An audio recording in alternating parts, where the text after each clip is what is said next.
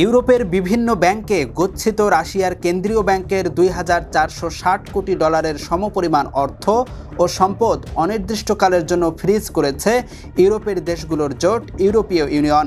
গত শুক্রবার ব্রাসেলসে ইউর সদস্য রাষ্ট্রগুলোর বৈঠকে এই সিদ্ধান্ত গৃহীত হয়েছে বলে এক প্রতিবেদনে জানিয়েছে রয়টার্স।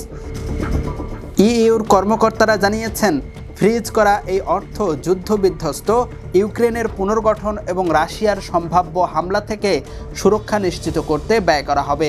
আগামী ২০২৬ ও ২০২৭ সালে ইউক্রেনের জাতীয় বাজেটে সহায়তাও দেওয়া হবে এই অর্থ থেকে।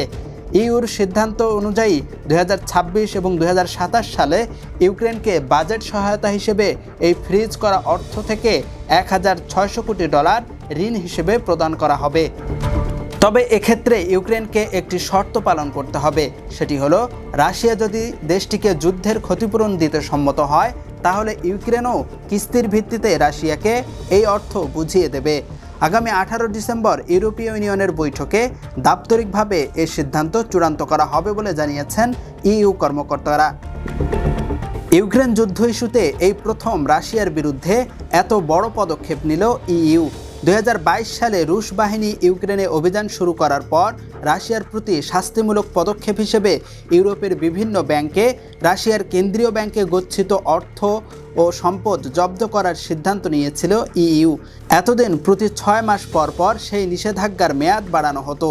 তবে শুক্রবারের বৈঠকের পর আর এমন বৈঠকের প্রয়োজন হবে না। ইউক্রেনের প্রধানমন্ত্রী ইউলিয়া এসভিরিদিসকো ইইউর এই সিদ্ধান্তকে স্বাগত জানিয়ে সামাজিক যোগাযোগ মাধ্যম এক্সে পোস্ট করা এক বার্তায় বলেন, ন্যায় বিচার এবং জবাবদিহিতার বিবেচনায় এটি একটি দৃষ্টান্তমূলক সিদ্ধান্ত। ইইউর এই সিদ্ধান্ত ক্ষতিপূরণ ঋণ ব্যবস্থার ভিত্তিকে শক্তিশালী করবে এবং রুশ বাহিনী কী পরিমাণ ধ্বংসযজ্ঞ আমাদের দেশে চালিয়েছে তা রাশিয়াকে অনুভব করাবে। শুক্রবারের বৈঠক শেষে ইউর বর্তমান প্রেসিডেন্ট এবং ডেনমার্কের অর্থমন্ত্রী স্টাফিন লোস এক ব্রিফিংয়ে সাংবাদিকদের জানিয়েছেন, এই সিদ্ধান্ত বাস্তবায়নে এখনও কিছু চ্যালেঞ্জ রয়ে গেছে। তবে তিনি আশা করছেন যে ১৮ ডিসেম্বরের বৈঠকে এসব চ্যালেঞ্জ কেটে যাবে।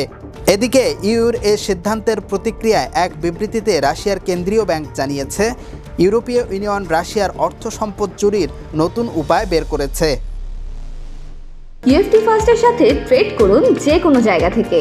ক্যাম্পাসে ক্লাসের ফাঁকে, ঢাকার জ্যামে বসে কিংবা ঘরে বসে ট্রেডিং এখন হাতের মুঠোয়। তাই ট্রেড করুন যখন খুশি, যেখানে খুশি।